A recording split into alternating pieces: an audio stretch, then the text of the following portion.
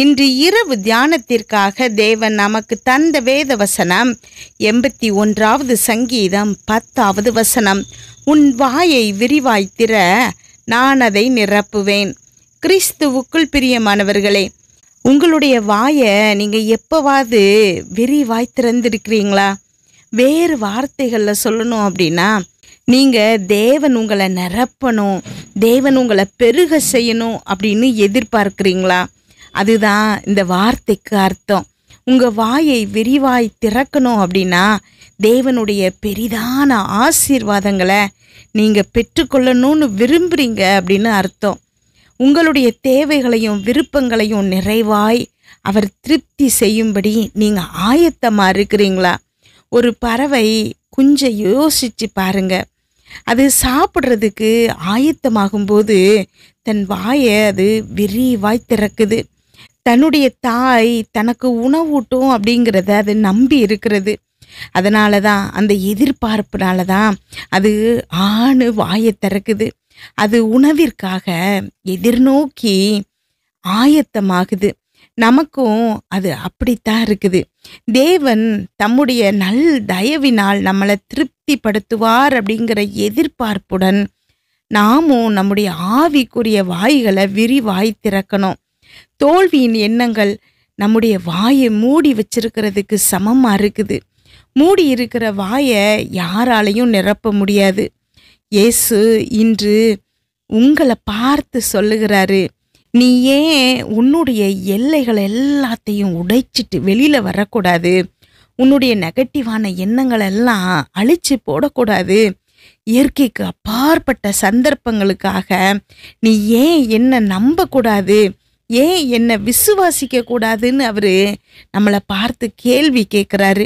தன்னுடைய அம்மா பறவை எங்கேயாவது இருந்து உணவை கண்டிப்பாக எடுத்துட்டு வரப்போகுது அப்படிங்கிறத குறித்து அந்த பறவை குஞ்சு உறுதியான விசுவாசம் வச்சிருக்குது. எங்கேருந்து எப்படி கொண்டு வரோம் அப்படிங்கிற கவலைலாம் அதுக்கு இல்லை.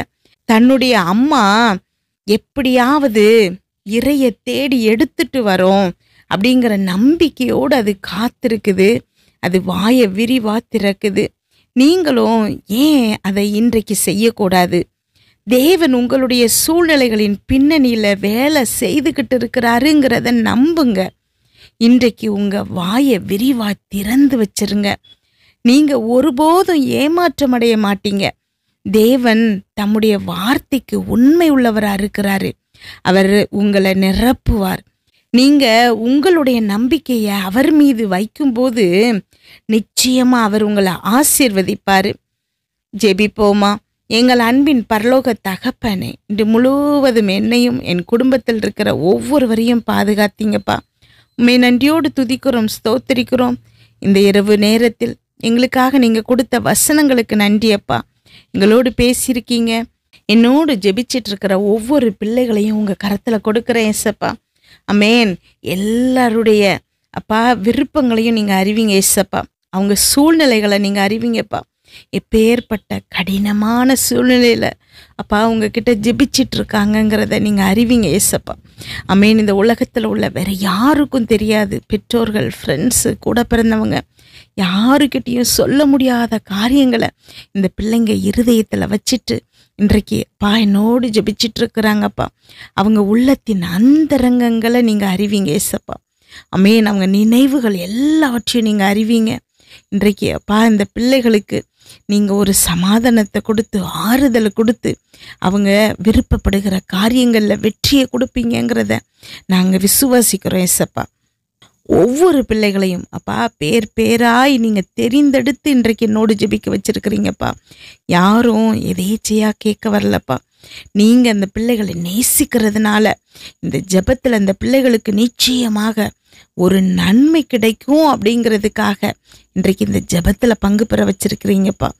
1% கூட சான்ஸே இல்லாத விஷயங்களை கூட இன்றைக்கு இந்த பிள்ளைகளுக்கு மிராக்கிளா அற்புதமாக செய்ய போகிறீங்க ஏசப்பா. அதற்காக நாங்கள் உமக்கு நன்றி செலுத்துகிறோம் அப்பா. அமேன். இன்றைக்கு நாங்கள் உங்ககிட்ட வந்திருக்கிறோம்ப்பா.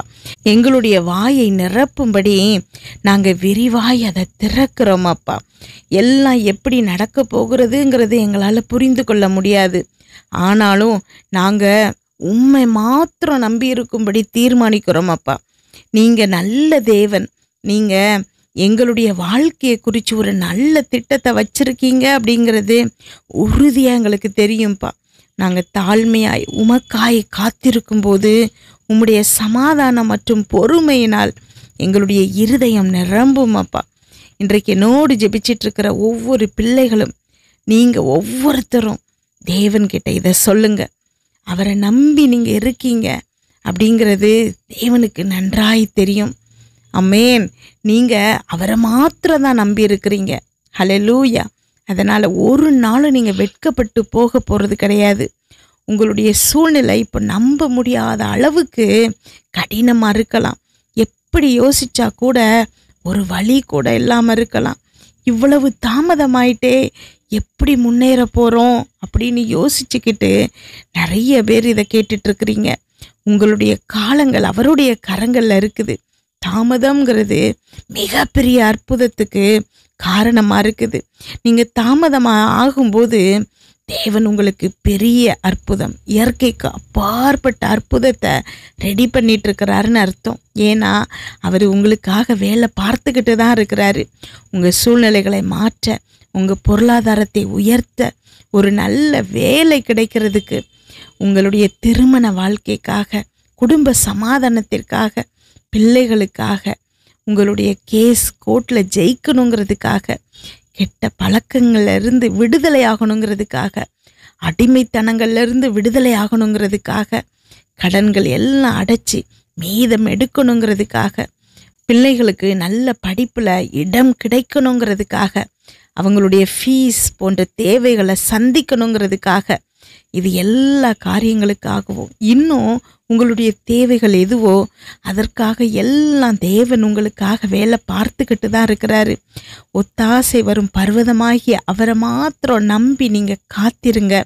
உங்களுடைய வாயை விரிவாய் திறங்க. அதீத நம்பிக்கை இருந்தால் மட்டும்தான் உங்களால் அந்த விரிவாய் உங்கள் வாயை திறக்க முடியும். ஒரு சின்ன பறவைக்கு இருக்கக்கூடிய நம்பிக்கை, தன்னுடைய தாயின் மீது அந்த பறவைக்கு இருக்கக்கூடிய நம்பிக்கை சர்வ வல்ல தேவன் மேலே நமக்கு ஏன் இருக்கக்கூடாது?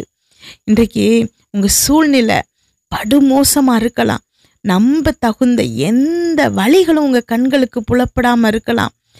ஆனாலும் தேவனை நம்பி உங்கள் வாயை நீங்கள் விரிவாய் திறங்க. அவர் நிச்சயமாக நன்மையால் நிரப்புவார். இன்றைக்கு தேவன் உங்களுக்கு அனுப்புகிற வார்த்தை இதுதான். அவர் உங்களுடைய வாயை நன்மையால் நிரப்ப தயாராக இருக்கிறாரு. உங்கள் வாழ்க்கையை ஆசீர்வதிக்கிறதுக்கு தயாராக இருக்கிறாரு, ஆசையாக இருக்கிறாரு. நீங்கள் செய்ய வேண்டியது அவரை நோக்கி அமர்ந்திருக்கிறது மாத்திரம்தான். அமர்ந்திருக்கும்போது அவரை துதிச்சுக்கிட்டே இருங்க, நன்றி சொல்லிக்கிட்டே இருங்க. நிச்சயமாக உங்கள் ஒவ்வொருத்தரையும் தேவன் சாட்சியாக நிறுத்துவார். தயவு செய்து உங்கள் சூழ்நிலையை பார்க்காதீங்க, தேவனை பாருங்க. உங்களை சுற்றி இருக்கிற பிரச்சனைகளை பார்க்காதீங்க, சர்வ வல்ல தேவனை பாருங்க. உங்களுக்கு ஒரு வழியுமே இல்லையே அப்படின்னு சோர்ந்து போயிடாதீங்க. புதிய வழிகளை தேவன் உருவாக்குவார். எனக்கு ஒரு சான்ஸுமே இல்லை அப்படின்னா புதிய புதிய ஆப்பர்ச்சுனிட்டிகளை தேவன் உருவாக்குவார். புதிய புதிய நபர்களை சந்திக்க வைப்பார். 10 வருஷம் 20 வருஷம் கழித்து உங்கள் வாழ்க்கை நல்லா இருக்கணும்னா உங்களுக்கு என்ன செய்யணுமோ அதை தேவன் இன்றைக்கு செய்கிறாரு. ஆமென். ஒவ்வொரு பிள்ளைகளுக்கும் தேவன் இந்த நம்பிக்கையும் விசுவாசத்தையும் சமாதானத்தையும் இன்றைக்கு இருதயத்தில் தருகிறார். ஆமென். இயேசு கிறிஸ்து நாமத்தில் பயங்களை உண்டு பண்ணும் ஆவிகளை, குழப்பத்தை உண்டு பண்ணும் ஆவிகளை, சோர்வை உண்டு பண்ணும் ஆவிகளை இயேசு கிறிஸ்து நாமத்தில் இப்பொழுது அப்புறப்படுத்துகிறோம் அப்பா. இயேசு கிறிஸ்துவின் தைரியம் இப்பொழுது ஒவ்வொரு பிள்ளைகளுக்குள்ளும் வருவதாக. ஆமென். அப்பா, இன்றைக்கு என்னோடு ஜெபிச்சிட்டு இருக்கிற இந்த பிள்ளைகள் அப்பா சுகமாய் தூங்கணும்ப்பா. அவங்களை சுற்றி ரத்தத்தை தெளிக்கிறோம் அப்பா. அதிலிருந்து புறப்படுகிற வல்லமை எல்லா தீங்கு, பொல்லாப்பு, பொறாமை, எரிச்சல், கெட்ட ஆவிகள், பில்லி, சூனியம், மந்திரம், பொல்லாப்பு, தீமை, விபத்து, நோய் எல்லாவற்றிலிருந்து விலக்கி பாதுகாத்தரலுங்கப்பா. நாளை காலை எழுந்திருக்கும் போது புதிய கிருபையால் தாங்குங்க. இதை கேட்டுக்கொண்டிருக்கும் ஒவ்வொரு பிள்ளைகளின் இருதயத்தையும் உடைய கிருபையினாலும் சமாதானத்தினாலும் பலப்படுத்துங்க. இயேசு கிறிஸ்துவின் மூலம் ஜெபம் கேளும் நல்ல பிதாவே, ஆமென்.